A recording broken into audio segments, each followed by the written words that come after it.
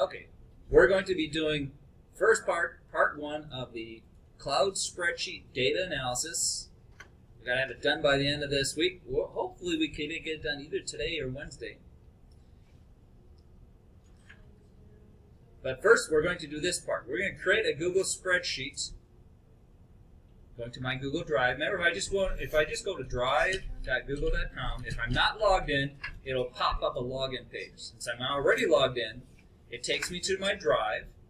And in your Drive, you can organize your folders. And I've got thousands of folders. I've been using it for about 12 years now with multiple classes. If I want to find a folder among the thousands, I can just do a search for cs101. And then I can see where it found some things. And I can go to my cs101 folder. Under there, I have a folder for each year and section. Here we have 2021 fall. And I should make a folder for section 2 by clicking New Folder. And I'm going to call it section 2. I mean section 1. This is section 1. Takes me down into that by double clicking. Now when I do a new one here, I can do New Google Sheet. If I click on the little arrowy thing here, I can find templates for Google Sheets. We haven't even talked about templates. We're just going to do a blank spreadsheet because we want you to do the work. So that's how you create a Google spreadsheet. I'm going to give it a name. I'm going to call it CS101 FA21 Section 1 Homework, was it spreadsheet? Homework spreadsheet. You can give it whatever name you like. It's in your Google Sheets. Entering that, now we'll assign a name. If you want to change the name, there is no file. There may be a file rename. Yeah, there's a file rename, but really all I got to do is just go click up in the name, and you can edit the file name in Google Sheets. So here's a Google Sheet. Looks a lot like Excel. Thank you, Google, for not making it completely different, although it's a little bit different. I have the pull-down menus. I have a very minimized ribbon. If I click the ... here on the ribbon in Google Sheets, like any Google Docs, you get a few more options available to you when you click the little ellipses. There's not a whole lot there, so a smaller ribbon. If you want more options, you have to do the old school way of what Office 2000 used to do. Click on the menu to see what else is available under those. This is the old school. Click the tab menu to find out more information. All you gotta do is hover over it, and it'll tell you what options are available under those. They don't give you a giant ribbon because the real estate on web pages is a little more valuable. And I'd see, can I get this thing to disappear on me? I wanna hide my bookmarks. I can go to that in my settings. These bookmarks are taking up too much space. Another thing about Google Sheets, let's see if I control and roll my scroll bar or control plus. It enlarges the ribbon as well as the cells. I don't like that. I wish it would behave like Excel and enlarge the cells instead of the whole ribbon. Okay, so I have a Google spreadsheet. Now what do they ask me to do in the instructions? Go back to the instructions, and I see here, made a sheet, and we're going to copy information into your own sheet. So I'm going to go to here. Let's see if this takes me to the Google Sheet. Let's see what I get there. It takes me to a sheet with some information of back in 2020, some information about stats regarding COVID. Let's just go ahead and copy this information over into my Google Sheets. Remember, the one I started is over here, nothing in it. Just like we can do in Excel, I can click the upper left corner to select everything that's in this sheet. I can do a Control-C copy, and I can come over to my worksheet and go into cell A1 and Control-V paste. And it was supposed to copy. There we go. It took a little while to think through that. Control-V paste. Now I have in my worksheet all the information I got from the other one. Troubles over there? Just a little. Are you able to get to open the worksheet? Yeah. And you can, let's see, does Control-A select everything? Yes. Oh, Control-A didn't select all the cells like the upper left corner did. it selects, looks like Oh, Control I A know. selects the cell that have data in them. So Control A or a select everything, maybe that's why it took longer.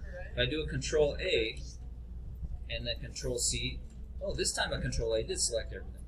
So maybe if I'm in the data and Control A, yeah, if I have a data cell and I do Control A, it selects all the rows with data in them. So copy, basically the point is I can copy and paste from that worksheet link I gave you into this worksheet. So now here's my worksheet. Once you have the data from my worksheet I gave you a link to, you can close that. The point is I can share worksheets and see as you view it, I can actually see that you're viewing my spreadsheet. Another cool thing about cloud spreadsheets, as you share them with people, you can see them connecting and viewing the data, and when they're not viewing it anymore, their little dot goes away. So a nice way to share and collaborate on a document, say you're editing it, to make sure everyone's editing the same document, you can share one with them and see them as they come in and connect. Once you have copied, I think if you close the worksheet, then your little dot disappears from me seeing that you're there viewing my worksheet. So kind of a cool way in the cloud. Now Microsoft is trying to do this as well with worksheets in your OneDrive. You can use the cloud apps. Remember Office.com? You can actually use Excel in the cloud. Maybe at some point we'll do an Excel in the cloud exercise. But I think knowing Google Sheets even expand your spreadsheet skills even further. So I can see the little icon that you've assigned in your Emmaus.edu cloud account. I don't remember, I think I've shared it with even people outside of Emmaus. That's another thing we can do with cloud sheets is control who can we share it with. Okay, so now that you've copied that data, all you really need to do then is go to your own copy of that, or your own blank worksheet, paste the data into your worksheet. So you should have your own worksheet with this data in here. And it's only 35 lines of data, so I'm not giving you, 2 or 3 years worth of river data that we looked at before in Excel. So what do we have here? We have a date in a year, month, day format, slightly different than before. Let's see, if I format that as date, will it show up as a date? Let's see, is there a way to format it as a date? Look at that. Oh, but it gives me a strange date. So formatting that as date is not valid. It doesn't give me a valid date. So I'm going to Control Z, undo that. Control Z works. So these are numbers. They are not valid dates. If I try to treat them as a date by going to Format, Number as a date, it comes up with a completely incorrect date. So what that means is that the date is not being saved in proper Julian date format. Because remember, dates are actually a number stored in a specific Julian date. These are not valid, but I can treat them as just incrementing numbers because they increment by the day. The year is the most significant part. So they do increase by date, but you can't interpret them as a date. So what are we looking to do here with these numbers? Let's see what the homework says. We want to create some line graphs of the data. So how do we create line graphs? Let's give it a try. Come over to Google Sheets, the one I have.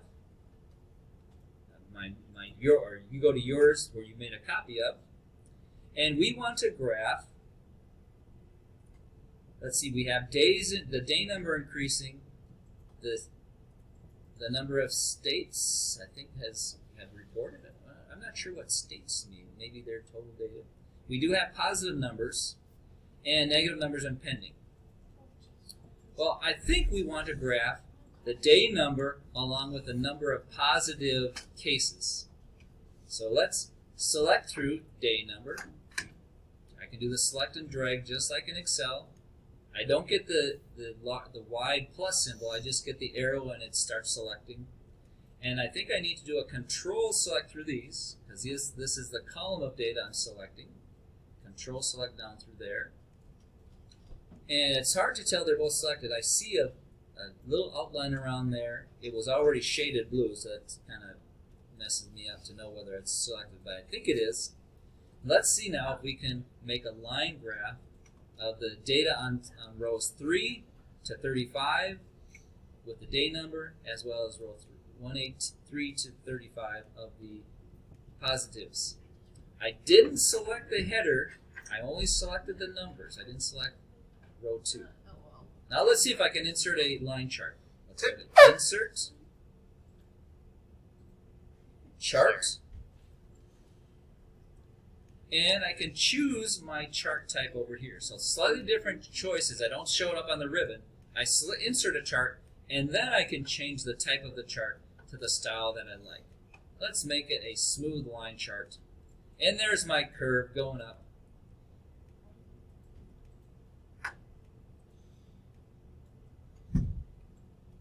And it looks like it's actually treating my numbers as not the days, but just a tiny little line going up by 1 each day. So if I hover over each one, I'll see, well, I think I'll see the value if I hover over in the right place. Well, maybe not. Or does it pop up somewhere else? I actually want those days to be my horizontal labels. So it's actually plotting the day numbers that are just increasing by 1.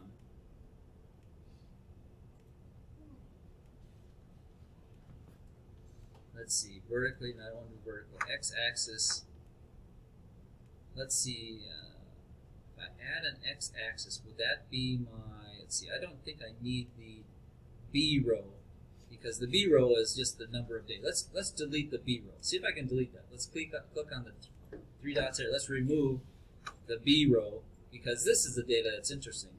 Let me see if I can make that B row be my X-axis. There we go. B3 to B35.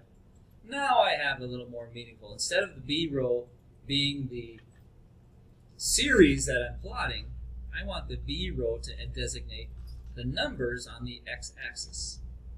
So it doesn't behave like Excel automatically guessing what your X-axis is. Maybe because it was numbers, it thought, oh, you want to graph both charts. I actually wanted those numbers to represent the days into the pandemic. So this is pretty old. This is way back at the beginning of the pandemic, right back in March. And we see this old curve just climbing and climbing and not starting to reduce its increase till you get down to about day 35. So this is very early into that pandemic, making it hard to actually answer that question that came up in the homework there is, can we predict how long when the peak is going to happen?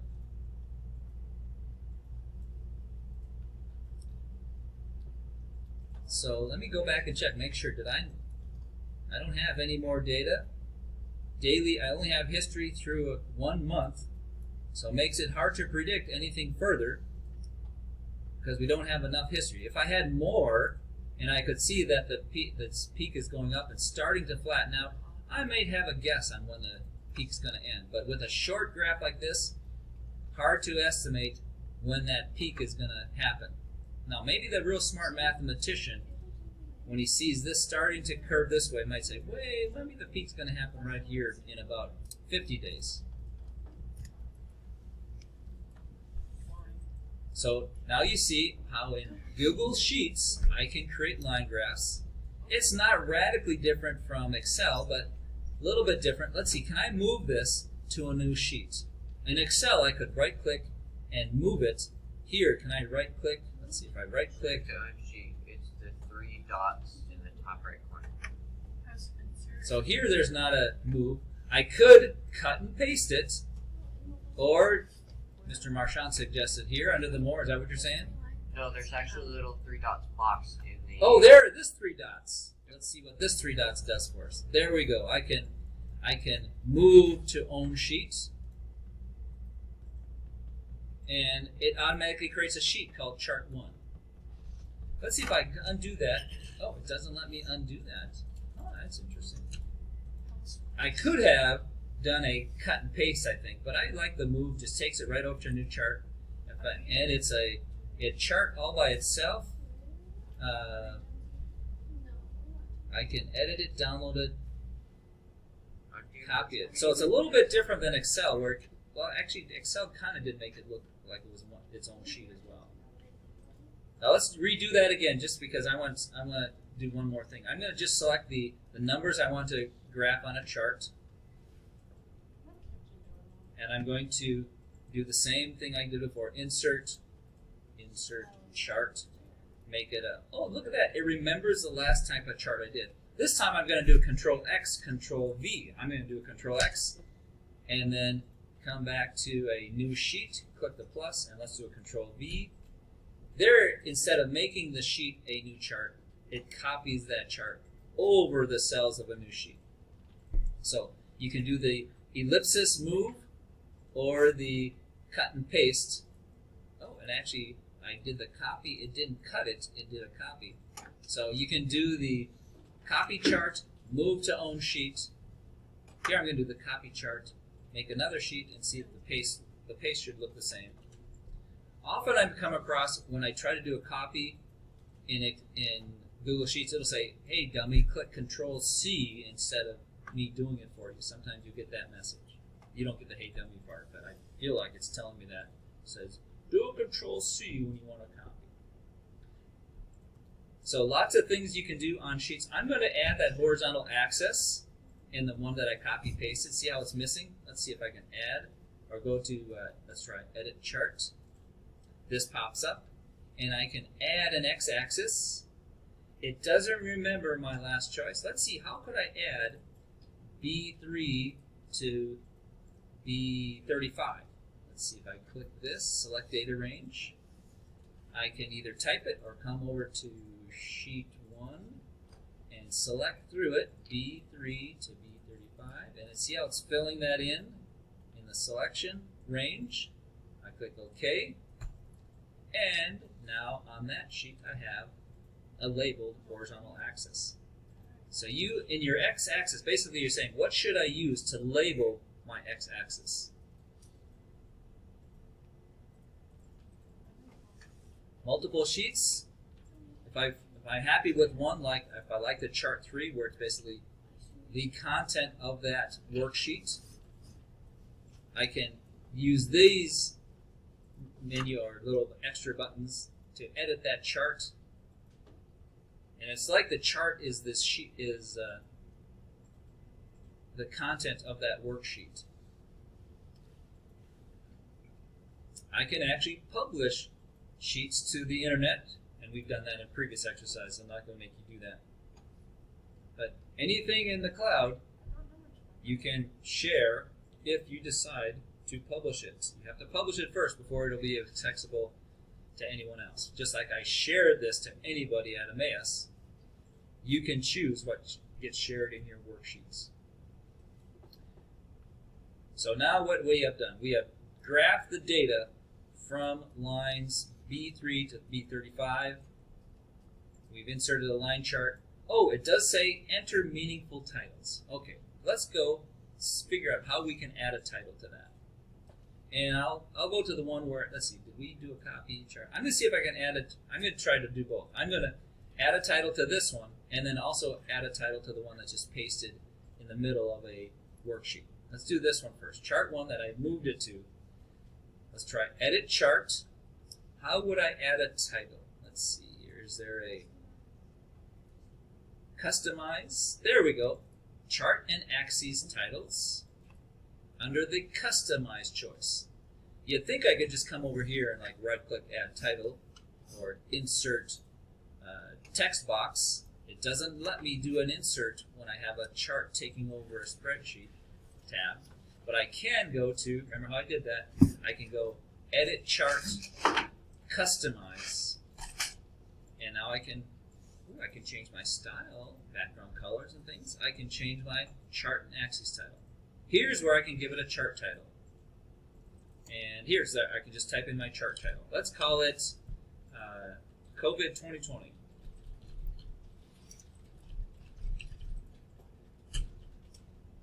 Start. The data was published, and we're watching for the curve.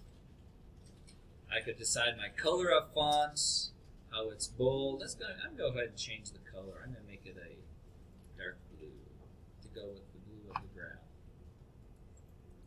And there's my title up there. It looks like I can't move my title like we can in Excel to the center or move it around like a text box. Can you? Yeah. The bottom. Oh, there we go. I guess it does graph. Or that. You can. Can I read? You could. No, by the color where you change the color, you can center it. Oh, there we go. No, like There, yeah, I see there. Okay. Puts a little blue box around it. And can I increase the font size? Yeah, I can increase my title font size if I like it. Nice big title. So a little different in your customizing of your title. Let's see, we have axes that aren't labeled. Let's go ahead and label our axes. Title text for the chart and axis title. Chart title, let's see. Oh, look at that. I can choose my horizontal axis title and now type in the title. We'll call that day number. We'll just say day number, day pound sign, day hashtag.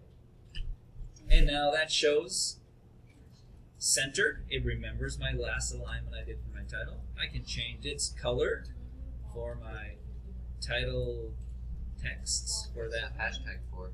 Number. Day pound sign. Yeah, day number. And let's make the, I'm going to increase the font size on that a little bit. How about the vertical? That would be the number of cases. Let's see what I can do with the vertical axis title by choosing here, vertical axis title. And we'll put in there number of cases. Cases. It automatically causes it to go vertical. I don't know if I can change the rotation of that, but I can change the style of or the size of the font and the color.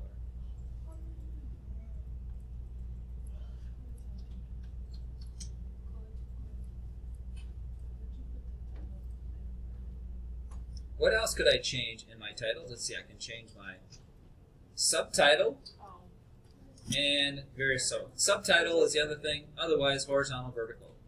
I don't know if I have much control over, oh, I do have extra control over the horizontal and vertical. Let's just see what controls I have down here.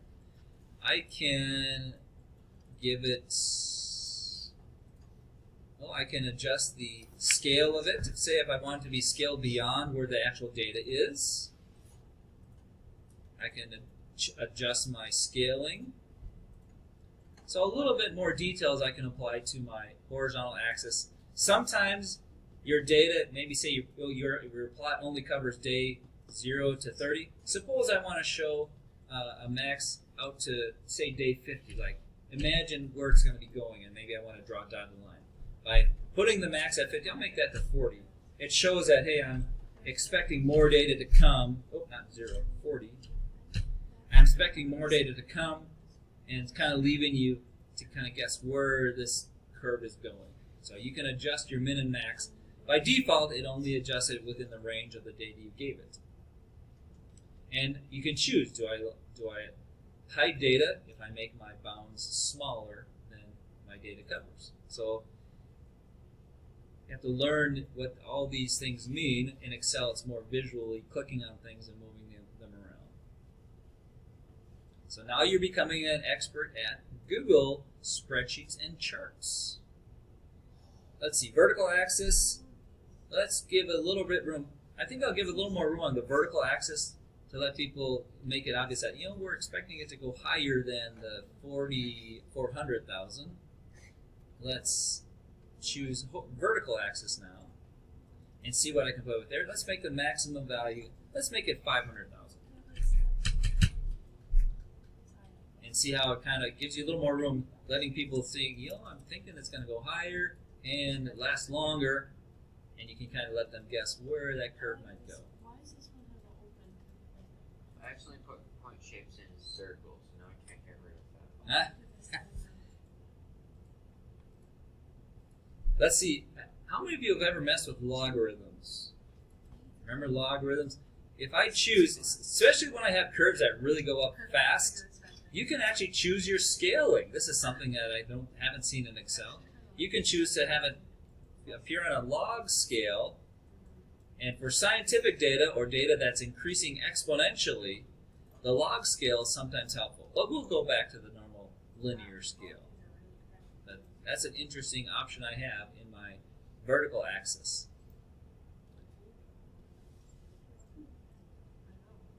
You can choose to have some legend, but since I only have one set of data, I don't need to worry about a legend. But it looks like you can choose your size and text and position of the legend.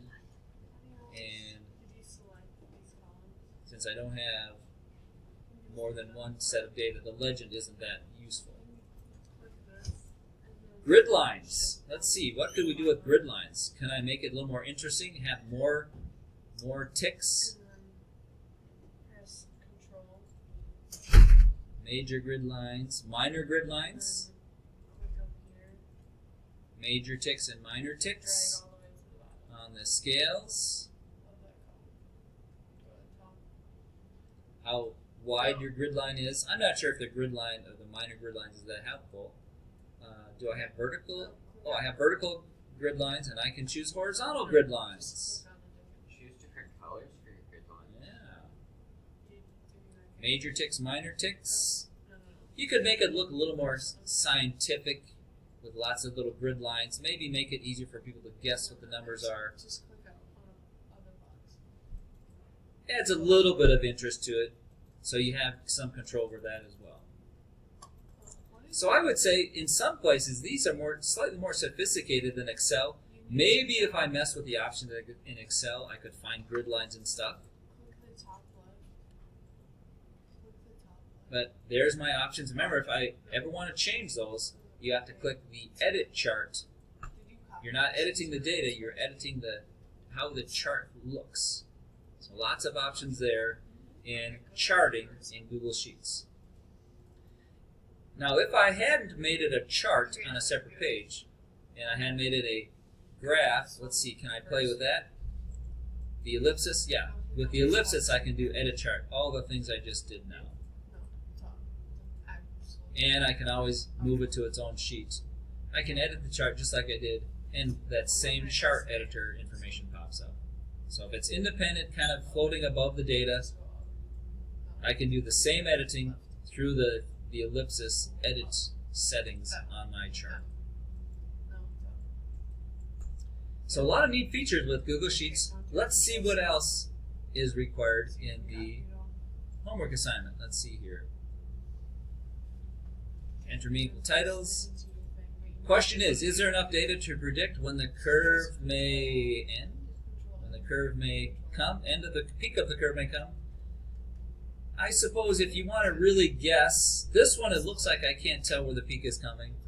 With the other one, where it's less of a slope, it makes me think, well, maybe it's going to end out here with just a slight curving, slowing down. I don't remember when it ended. I think it's kind of hit, let's see, towards the summer I think it ended, but then we had a couple other peaks came later. But with this particular set of data, it's not really easy to tell when the peak's coming because it's wiggling a little, but still might head up. One thing might be interesting to graph, if you want to speculate financially, do you see an end coming for the peak in the Bitcoin price? Anyone been paying attention to Bitcoin? Bitcoin is, some people think it's gonna go bust in a little while. Some think it's the next thing to invest in, and I wish you had invested in it 2 years ago because it has gone crazy from just a few cents just a few years ago to, let's see, do we have historic data? I'm looking for historic data on Bitcoin. Let's see if Coinbase gives us historical data. Often you go there, it gives you a graph. I gotta go click on lots of things to get a graph. I don't want that. I just want to give me a graph. Somebody give me a graph. Bitcoin price historical. There we go. Charts. Here is the Bitcoin graph. Now click out. Now, does that, if you're investing in Bitcoin, do you think, is it time to invest? Or is there going to be a big drop? Because we had a big drops in some places, but it sure took a hop right here. Just a few days. If I could just go back in time. Well, part of this is, and this is something to watch out for. When you're looking at graphs like this, it makes it seem like, man, it really took a big jump here. But look at your numbers. It went to 65 from 62. So percentage-wise, it's only gone up 10. Well, that's still significant financially. 63 to 65.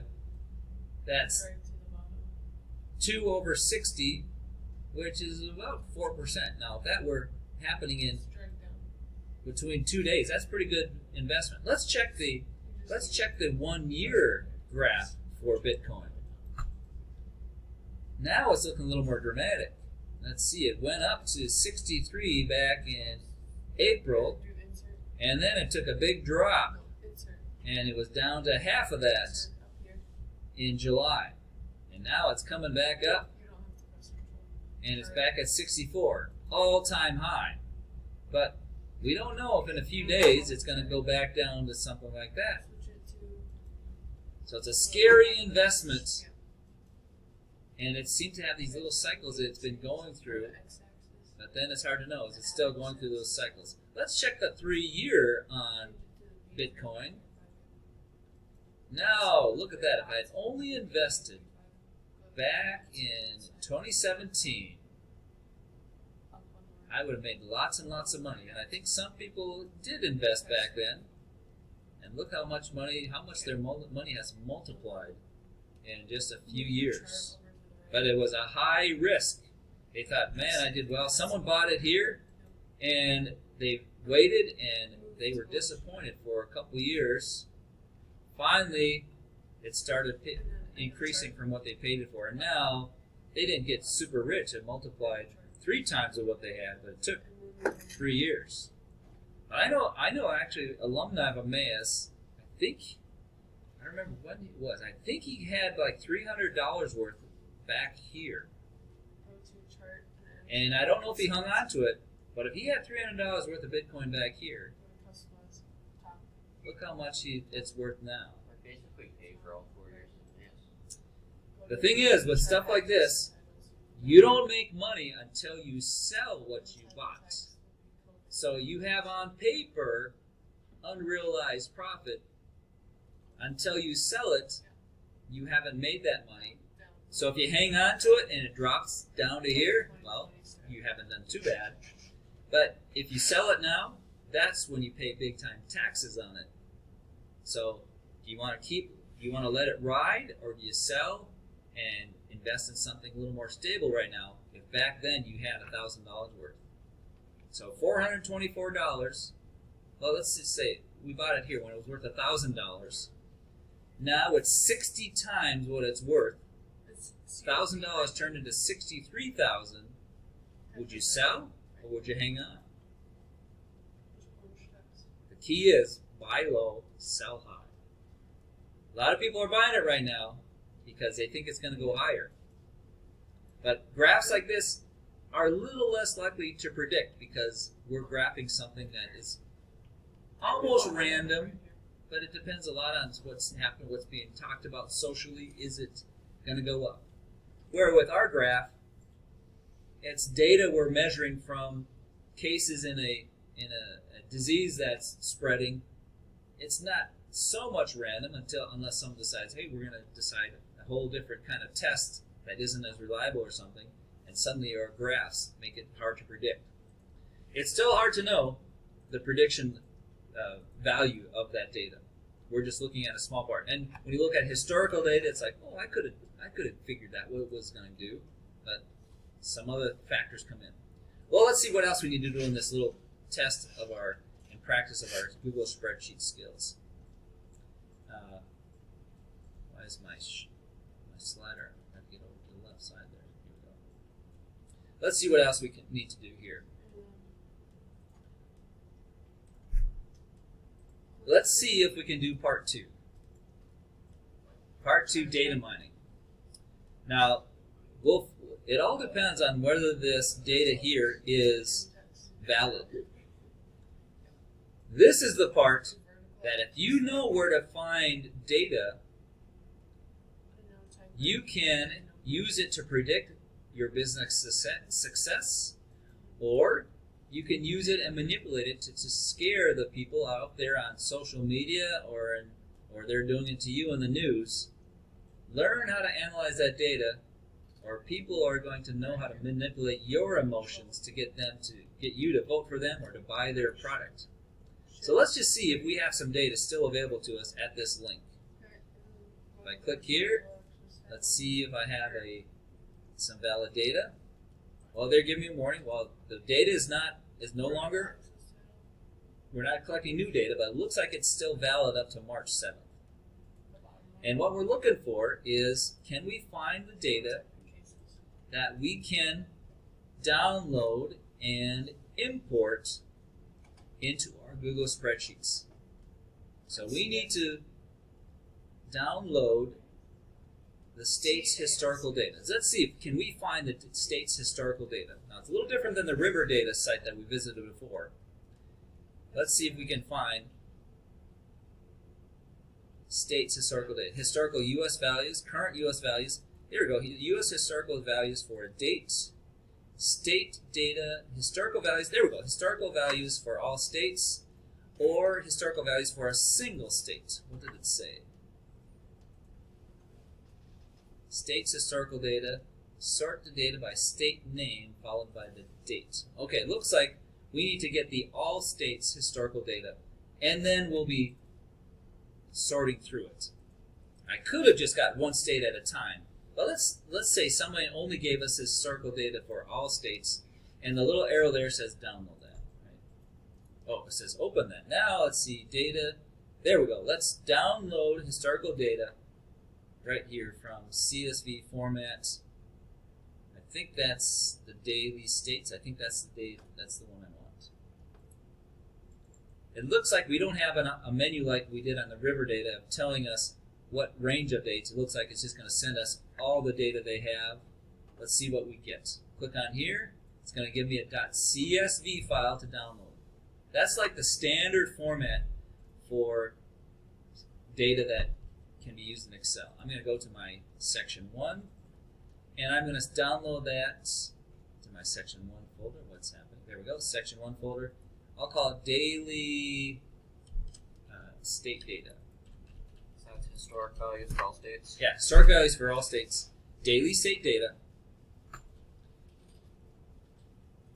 And they didn't give us an Excel file to open up or to copy paste from, but they did download something that Excel knows how to open.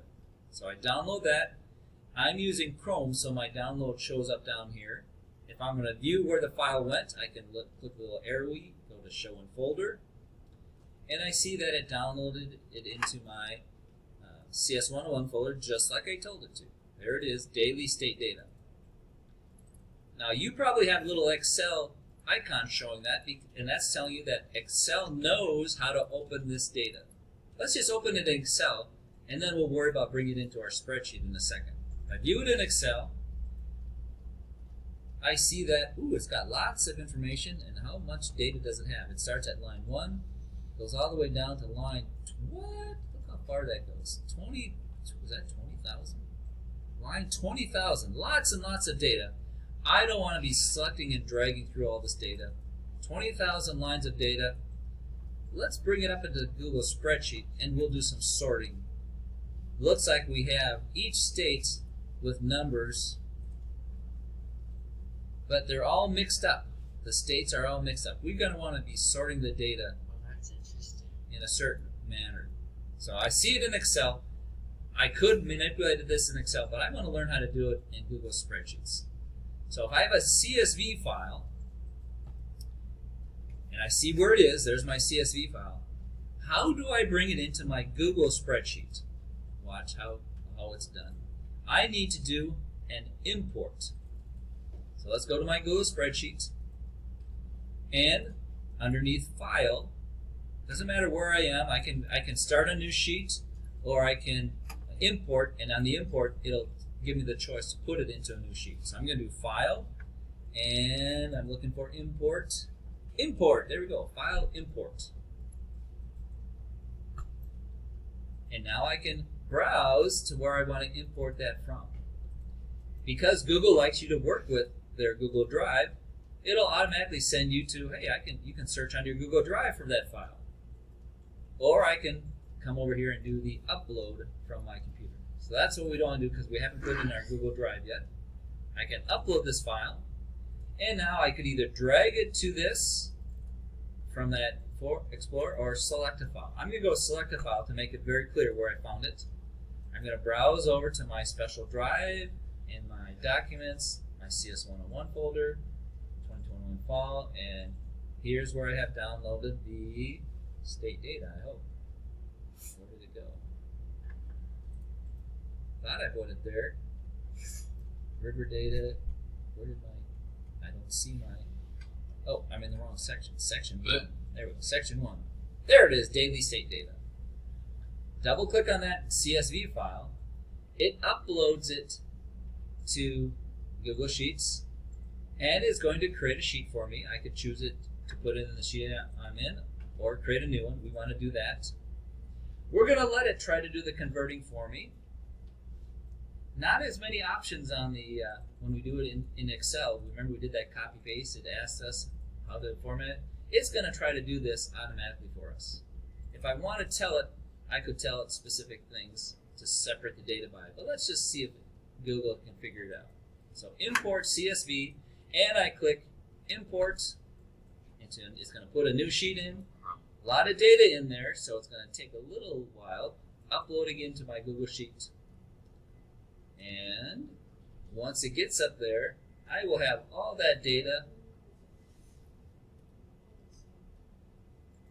on a new sheet. It stops spinning. Oh, now it says I can open now. It gives me a new spreadsheet to work with. It gives it the same name as the name of the file. Now, where did it appear? Did it appear in the folder where I was importing? Let's check. I don't see it here. Let's do a refresh. I was expecting it to show up in where I was in the sheet. Maybe it's over there in my drive. Oh, let me do a search for that file. I know it's daily state data. Let's see where it put it. Daily state data. There it is, and if I right-click, show file location, yeah, it put it right there in my, well, looks like it put it right there in my drive instead of in my cs101 folder. I'm going to move it there by right-clicking, move to, and I'm going to send it down to that folder before I lose it. It's down in there in my instructional, cs101. 2021 fall. I'm disappointed it didn't put it in the location where I was working on that other sheet. And I have a 2021 fall. Oh, I didn't make a section 1 folder in there. I'll just put it in there for now. So I can move things around in my Google Sheets. Well, we're out of time right now. We've just started the second part. We've gotten to the middle of the part 2 of Google Sheets data analysis. We're right here. Got the import done.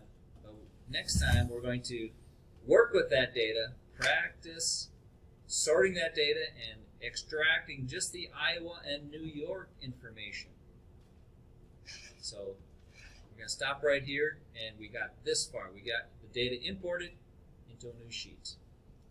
Now we're ready to, on Wednesday, start manipulating that data, giving you some excellent skills working with spreadsheets. All right, we'll stop there. It's automatically saved when you're working in Google Sheets. You don't have to do a file save. It's just right there in your drive. Have a great day. This recording will be uploaded to the CS101 playlist.